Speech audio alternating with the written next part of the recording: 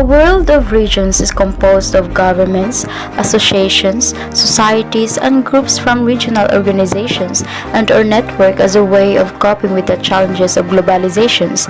It is examined in the relation to identities, ethics, region, ecological sustainability, and health. It is a process and must be treated as an emergent phenomenon. According to Mansfield and Milner, economic and political definitions of regions vary, but what is agreeable is that regions are a group of countries located in the same geographically specified area, organized to regulate and oversee flows and policy choices. A region is an area of land that has common features. A region can be defined by natural or artificial features. Regions, large or small, are basic units of geography. Regionalism is a political process characterized by economic policy cooperation and coordination among countries.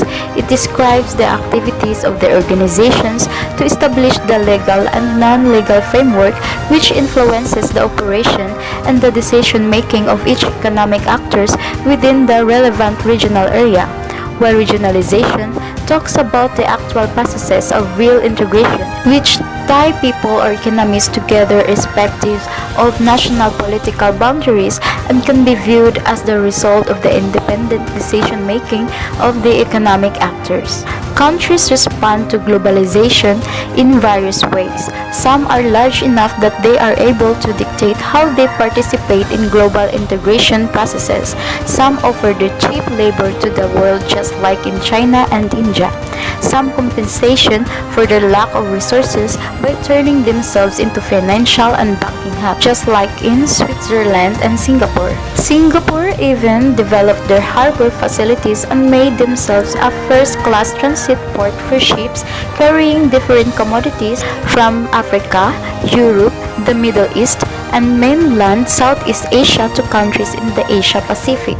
Some form regional blocs because there is strength in numbers. First is for military defense, just like the National Atlantic Treaty Organization or NATO, which is also the most widely known defense group, versus the Warsaw Pact, which was a reaction of the Soviet Union against the NATO.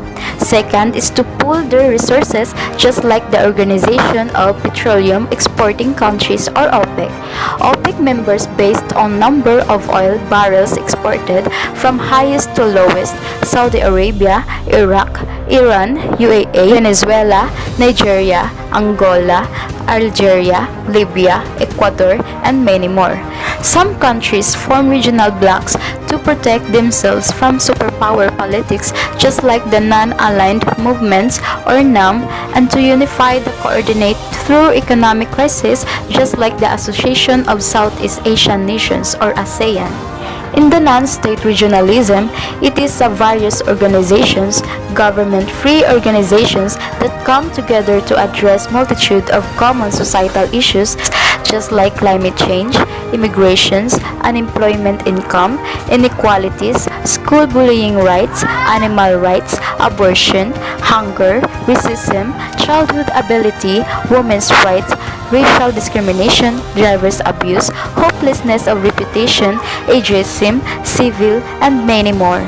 So these people rely only to the power of individuals and the power of their moral standing to combine influence with pressure politics, or as others say, these are the cultured and woke revolutionaries in the golden age. Today, regionalism faces multiple challenges, the most serious of which is the resurgence of militant nationalism and populism. Vladimir Putin's rhetoric against the NATO and why it is still existing even the Soviet Union and the Warsaw Pact have been gone for so long, plus Donald Trump is demonizing the NATO. Also, crisis within regional blocs, just like the Greece versus the European Union, the ASEAN members debating as to the degree to which they will sacrifice sovereignty in the name of camaraderie. Differing visions as to what regionalism should be for. Western governments may see regional organizations not simply as economic formations but also as instruments of political democratization. Non-Western of developing societies, however, may have a different view regarding globalization, development, and democracy. Singapore, China, and Russia see democracy as an obstacle to the implementation and deepening of economic globalization because constant public inquiry about economic projects and lengthy debates slow down implementation or lead to unclear outcomes. Democracy's tedious procedures must therefore give way to efficiency.